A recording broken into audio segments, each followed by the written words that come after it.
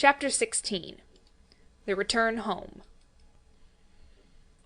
By 3 bells that morning they were all stirring their stumps, for there was a big sea running, and Tootles, the boatswain, was among them, with a rope's end in his hand, and chewing tobacco. They all donned pirate clothes, cut off at the knee, shaved smartly, and tumbled up, with the true nautical roll, and hitching their trousers. It need not be said who was captain. Nibs and John were first and second mate. There was a woman aboard. The rest were tars before the mast, and lived in the forecastle. Peter had already lashed himself to the wheel, but he piped all hands, and delivered a short address to them, said he hoped they would do their duty like gallant hearties, but that he knew they were the scum of Rio and the Gold Coast, and if they snapped at him he would tear them. The bluff, strident words struck the note sailors understood, and they cheered him lustily. Then a few sharp orders were given, and they turned the ship round, and nosed her for the mainland. Captain Pan calculated, after consulting the ship's chart, that if this weather lasted they should strike the Azores, about the 21st of June, after which it would save time to fly. Some of them wanted it to be an honest ship, and others were in favour of keeping it a pirate, but the captain treated them as dogs, and they dared not express their wishes to him, even in a round-robin. Instant obedience was the only safe thing. Slightly got a dozen for looking perplexed when told to take soundings. The general feeling was that Peter was honest just now, to lull Wendy's suspicions, but that there might be a change when the new suit was ready, which, against her will, she was making for him out of some of Hook's wickedest garments. It was afterwards whispered among them that on the first night he wore this suit, he sat long in the cabin, with Hook's cigar-holder in his mouth, and one hand clenched, all but for the forefinger, which he bent and held threateningly aloft, like a hook. Instead of watching the ship, however, we must now return to that desolate home from which 3 of our characters had taken heartless flight so long ago. It seems a shame to have neglected number 14 all this time, and yet we may be sure that Mrs. Darling does not blame us. If we had returned sooner to look with sorrowful sympathy at her, she would probably have cried, "Don't be silly. What do I matter? Do go back and keep an eye on the children." So long as mothers are like this, their children will take advantage of them, and they may lay to that. Even now we venture into that familiar nursery only because its lawful occupants are on their way home. We are merely hurrying on in advance of them, to see that their beds are properly aired, and that Mr. and Mrs. Darling do not go out for the evening. We are no more than servants. Why on earth should their beds be properly aired, seeing that they had left them in such a thankless hurry? Would it not serve them jolly well right if they came back and found that their parents were spending the week-end in the country? It would be the moral lesson they have been in need of ever since we met them. But if we contrived things in this way, Mrs. Darling would never forgive us. One thing I should like to do immensely, and that is to tell her, in the way authors have, that the children are coming back, that indeed they will be here on Thursday week. This would spoil so completely the surprise to which Wendy and John and Michael are looking forward. They have been planning it out on the ship. Mother's rapture, father's shout of joy, Nana's leap through the air to embrace them first, when what they ought to be prepared for is a good hiding. How delicious to spoil it all by breaking the news in advance, so that when they enter grandly, Mrs. Darling may not even offer Wendy her mouth, and Mr. Darling may exclaim pettishly, "Dash it all, here are those boys again." However, we should get no thanks even for this.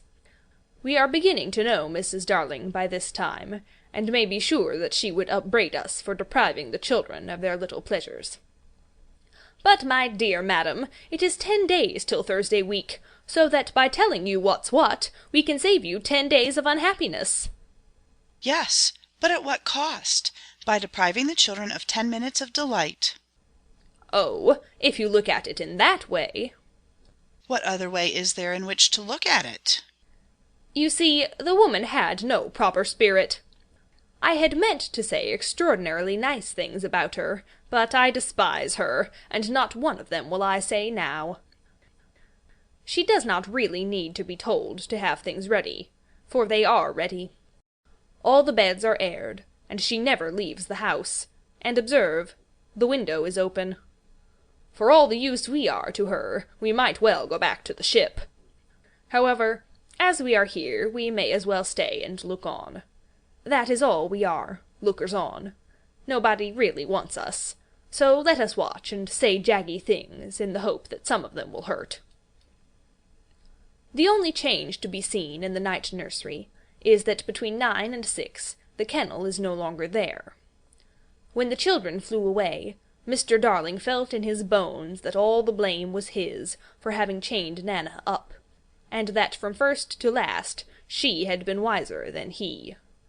Of course, as we have seen, he was quite a simple man. Indeed, he might have passed for a boy again, if he had been able to take his baldness off. But he had also a noble sense of justice, and a lion's courage to do what seemed right to him. And having thought the matter out with anxious care, after the flight of the children, he went down on all fours, and crawled into the kennel. To all Mrs. Darling's dear invitations to him to come out, he replied, sadly but firmly, "No, my own one, this is the place for me." In the bitterness of his remorse, he swore that he would never leave the kennel until his children came back. Of course this was a pity, but whatever Mr. Darling did he had to do in excess, otherwise he soon gave up doing it. And there never was a more humble man than the once proud George Darling, as he sat in the kennel of an evening, talking with his wife of their children, and all their pretty ways. Very touching was his deference to Nana. He would not let her come into the kennel, but on all other matters he followed her wishes implicitly. Every morning the kennel was carried, with Mr. Darling in it, to a cab, which conveyed him to his office, and he returned home in the same way at 6. Something of the strength of character of the man will be seen, if we remember how sensitive he was to the opinion of neighbours. This man, whose every movement now attracted surprised attention. Inwardly he must have suffered torture, but he preserved a calm exterior, even when the young criticized his little home, and he always lifted his hat courteously to any lady who looked inside. It may have been quixotic, but it was magnificent. Soon the inward meaning of it leaked out, and the great heart of the public was touched. Crowds followed the cab, cheering it lustily. Charming girls scaled it to get his autograph. Interviews appeared in the better class of papers, and society invited him to dinner and added, "Do come in the kennel." On that eventful Thursday week, Mrs. Darling was in the night nursery, awaiting George's return home, a very sad-eyed woman.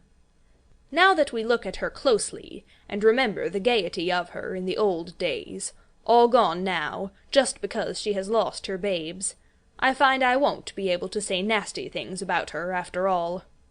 If she was too fond of her rubbishy children, she couldn't help it. Look at her in her chair, where she has fallen asleep. The corner of her mouth, where one looks first, is almost withered up.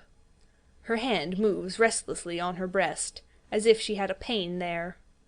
Some like Peter best, and some like Wendy best, but I like her best. Suppose, to make her happy, we whisper to her in her sleep that the brats are coming back. They are really within 2 miles of the window now, and flying strong, but all we need whisper is that they are on the way. Let's. It is a pity we did it, for she has started up, calling their names, and there is no one in the room but Nana. "Oh, Nana, I dreamt my dear ones had come back." Nana had filmy eyes, but all she could do was put her paw gently on her mistress's lap, and they were sitting together thus when the kennel was brought back. As Mr. Darling puts his head out to kiss his wife, we see that his face is more worn than of yore, but has a softer expression. He gave his hat to Liza, who took it scornfully, for she had no imagination, and was quite incapable of understanding the motives of such a man. Outside, the crowd who had accompanied the cab home were still cheering, and he was naturally not unmoved. Listen to them, he said. It is very gratifying. Lots of little boys, sneered Liza. There were several adults today, he assured her with a faint flush, but when she tossed her head he had not a word of reproof for her. Social success had not spoilt him. It had made him sweeter. For some time he sat with his head out of the kennel, talking with Mrs. Darling of this success, and pressing her hand reassuringly, when she said she hoped his head would not be turned by it. "But if I had been a weak man," he said. "Good heavens, if I had been a weak man." "And George," she said timidly, "you are as full of remorse as ever, aren't you?" "Full of remorse as ever, dearest. See my punishment, living in a kennel." "But it is punishment, isn't it, George? You are sure you are not enjoying it?" "My love." You may be sure she begged his pardon, and then, feeling drowsy, he curled round in the kennel. "Won't you play me to sleep?" he asked. "On the nursery piano?" And as she was crossing to the day nursery, he added thoughtlessly, "And shut that window. I feel a draught." "Oh, George, never ask me to do that. The window must always be left open for them. Always, always." Now it was his turn to beg her pardon, and she went into the day nursery and played, and soon he was asleep. And while he slept, Wendy and John and Michael flew into the room. Oh, no, we have written it so, because that was the charming arrangement planned by them before we left the ship, but something must have happened since then, for it is not they who have flown in. It is Peter and Tinker Bell. Peter's first words tell all. "Quick, Tink," he whispered. "close the window, bar it. That's right.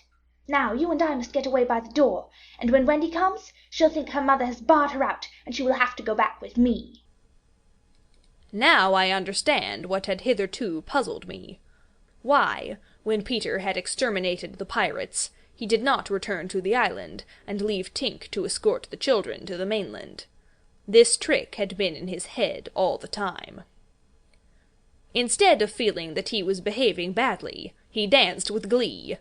Then he peeped into the day nursery, to see who was playing. He whispered to Tink, "It's Wendy's mother. She is a pretty lady, but not so pretty as my mother. Her mouth is full of thimbles, but not so full as my mother's was." Of course he knew nothing whatever about his mother, but he sometimes bragged about her. He did not know the tune, which was Home, Sweet Home, but he knew it was saying, "Come back, Wendy, Wendy, Wendy." And he cried exultantly, "You will never see Wendy again, lady, for the window is barred." He peeped in again, to see why the music had stopped, and now he saw that Mrs. Darling had laid her head on the box, and that 2 tears were sitting on her eyes. "She wants me to unbar the window," thought Peter. "but I won't, not I." He peeped again, and the tears were still there, or another 2 had taken their place. "She's awfully fond of Wendy," he said to himself. He was angry with her now, for not seeing why she could not have Wendy. The reason was so simple. "I'm fond of her too. We can't both have her, lady." But the lady would not make the best of it, and he was unhappy. He ceased to look at her, but even then she would not let go of him. He skipped about and made funny faces, but when he stopped it was just as if she were inside him, knocking. "Oh, all right," he said at last, and gulped. Then he unbarred the window. "Come on, Tink," he cried, with a frightful sneer at the laws of nature. "We don't want any silly mothers." And he flew away.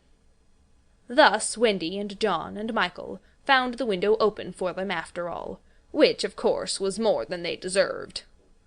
They alighted on the floor, quite unashamed of themselves, and the youngest one had already forgotten his home. John, he said, looking around him doubtfully. I think I have been here before. Of course you have, you silly. This is your old bed. So it is, Michael said, but not with much conviction. I say, cried John, the kennel. and he dashed across to look into it. Perhaps Nana is inside it, Wendy said. But John whistled. Hello? He said.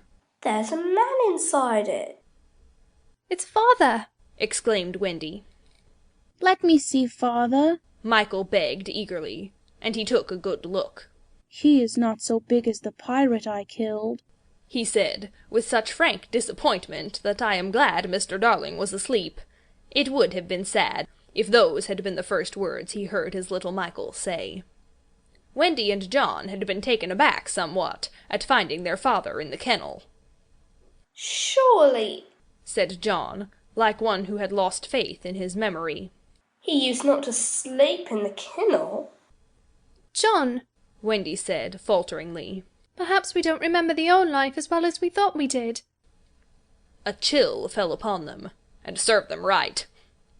It is very careless of Mother, said that young scoundrel, John, not to be here when we come back. It was then that Mrs. Darling began playing again. It's Mother, cried Wendy, peeping.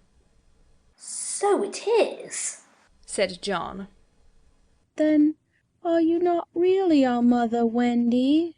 asked Michael, who was surely sleepy. Oh dear, exclaimed Wendy, with her first real twinge of remorse.